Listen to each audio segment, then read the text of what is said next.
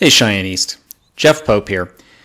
Today we're going to talk about the federalism disadvantage. And if you're watching this video, this is the federalism disadvantage for the criminal justice reform topic.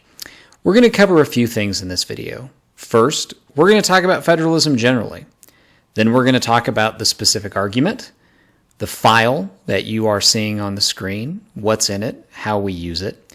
We're going to talk strategy, when we want to use this disadvantage, how it fits into other negative positions on this topic, and some keys to executing this argument successfully. So let's start with the basics of federalism. Federalism is the concept that the federal government and the state government are both sovereign entities that have certain powers and responsibilities on their own and share some of them. And the idea in our Constitution is that by empowering both the federal and the state governments, they operate to create a balance of power between those respective governments so that one cannot be more powerful than the other, and more importantly, that the federal government cannot become so powerful that it dominates the states. The notions and importance of federalism are rooted in ensuring that our democratic society and democratic freedoms remain intact. So the federalism disadvantage argues that something that the affirmative does disrupts the balance of power between the federal and state governments, upsetting that constitutional framework, leading to some really bad negative consequences. So let's talk about the actual file that we're looking at that makes this argument. We're going to go through some of the evidence and some of the specifics. So as you can see here in the table of contents, this is a pretty big file. There's a lot of stuff in it. We obviously have the first negative constructive, meaning the pieces of evidence we would read to form this disadvantage in the first speech. We have our overview, which, as you will see, is, I don't believe, yet written in this file. Then we have supporting evidence for our uniqueness claims, our link claims, and then we have additional impact arguments. We also, at the bottom, have some affirmative answers. So if you are building a 2AC file, come check this out. You might find some good stuff in it. Let's talk about the 1NC. It's obviously the thing that we're going to read in a lot of rounds, and it's important that we understand it. The layout of this disadvantage is pretty simple. The uniqueness argument, which is from 2020, which is great since that's recent, argues that states have reasserted their power, meaning there is a balance between the federal and the state governments that may not have otherwise existed. Therefore, federalism is somewhat in the condition that we want it in. The second argument is our link argument, and it argues that criminal justice, control over criminal justice to be more specific, at the state level is important to preserving federalism. Specifically, this evidence isolates state and local control over policing as well as the court system, which certainly involves forensic science and sentencing. And this piece of evidence, which is from a lengthy article done by several law professors, the crux of which is that those entities are really important checks on runaway federal power, because if the states can control the police and the judges, they can check potential federal overreach. The impact argument is pretty standard for a federalism disad, that federalism is important to stopping tyranny. As you may know, tyranny is where the government, particularly in this case, the federal government, gets too much authority and therefore does things or can do things that would be considered tyrannical or the types of things that you would see under a dictatorship. So let's sum this up. The 1NC argues that federalism is balanced now, but the affirmative, by doing something that would encroach upon state power and criminal justice, maybe it's a police reform, maybe it's a forensic science reform, or maybe it's a sentencing reform that would affect the states, is an instance of federal encroachment on state power, specifically the areas that our evidence identifies as holding back or representing a potential check on federal tyranny. By invading those areas, you create the possibility for tyranny. And I think we can defend the proposition that tyranny is in fact bad. In fact, we have a piece of evidence that says it.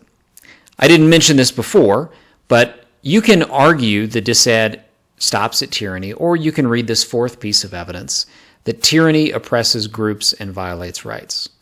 This isn't a very large impact in terms of wars or things like that, but it is a straightforward impact that we can argue successfully. Now, let's look at the rest of the file. We have supporting uniqueness evidence, again, that's aimed at showing that there is a balance of power between the federal and the state governments. You're going to hear a lot of arguments in response to this disadvantage that there have been many instances in our history where the federal government has encroached on the authority of the states. And that's true. One key to winning the federalism disad and arguing it successfully is not pushing back against the notion that there have been encroachments on by the federal government into state government. That actually buttresses our argument because it proves that we have had multiple encroachments that could ultimately break the balance of power so that the current state of federalism could be tenuous.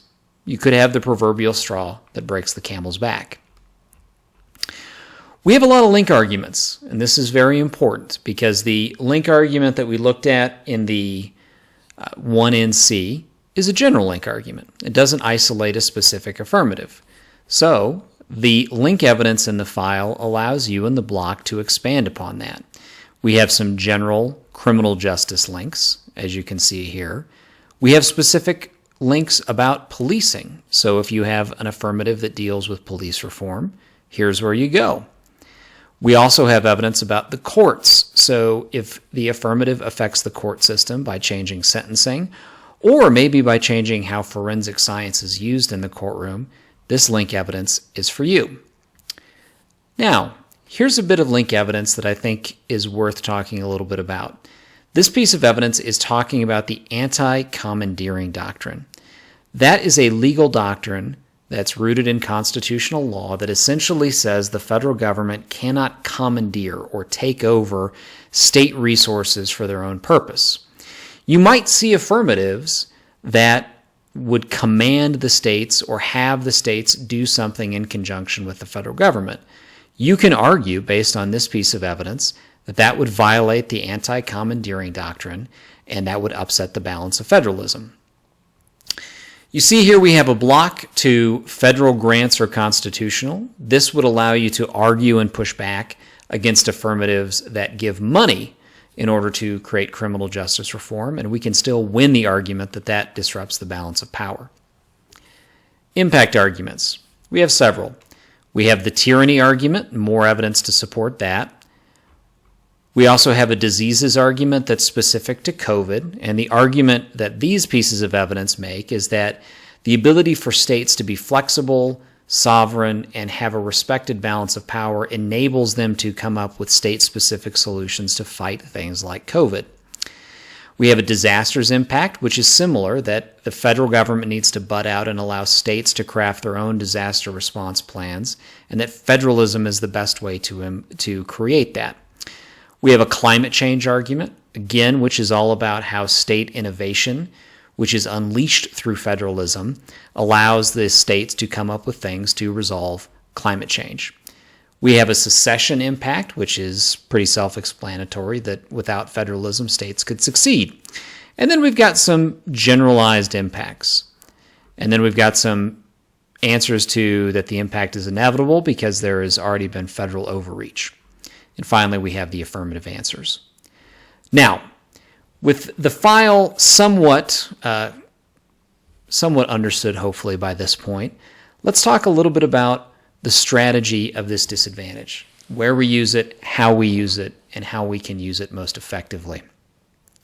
First, this disadvantage applies to any affirmative on the topic that commands the states to do something, would purport to change state law, state procedure, the state court system, or any affirmative that would use funding to incentivize or coerce states to changing.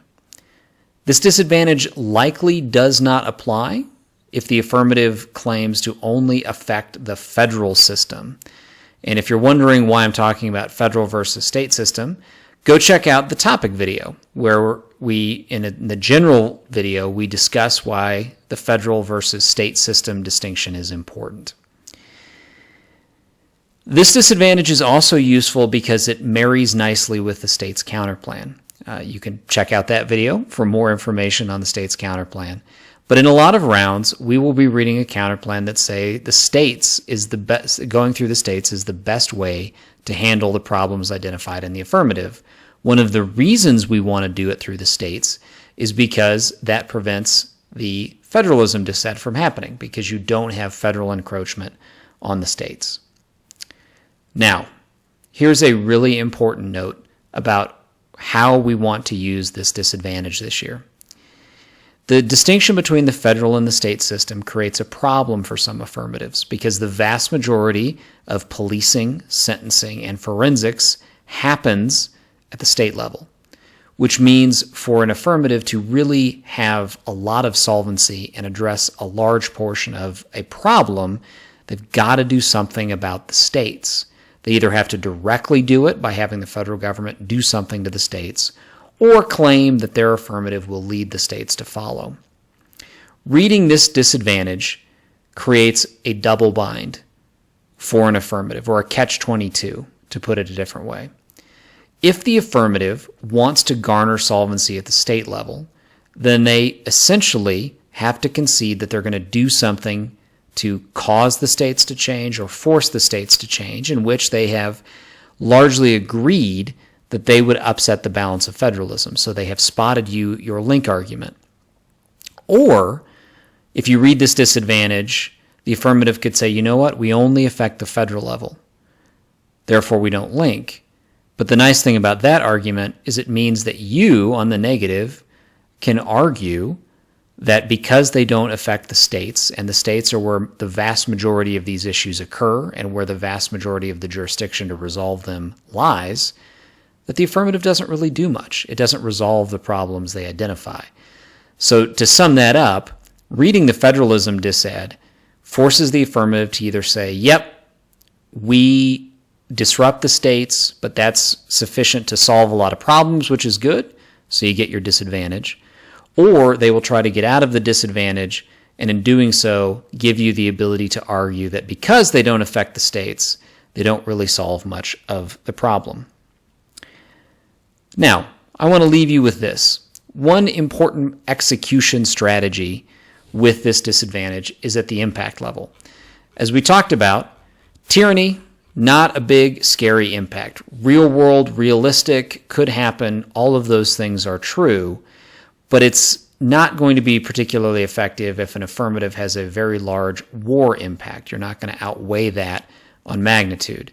So what we recommend, and we're as of the making of this video, we're still working on these blocks, but I recommend that when you are either in the 2NC or the 1NR and you're arguing this disadvantage, you need to read additional impact arguments. We call it impact explosion. Take tyranny, extend it, but then also read climate change and read disasters or read diseases, which makes the 1AR's job really hard.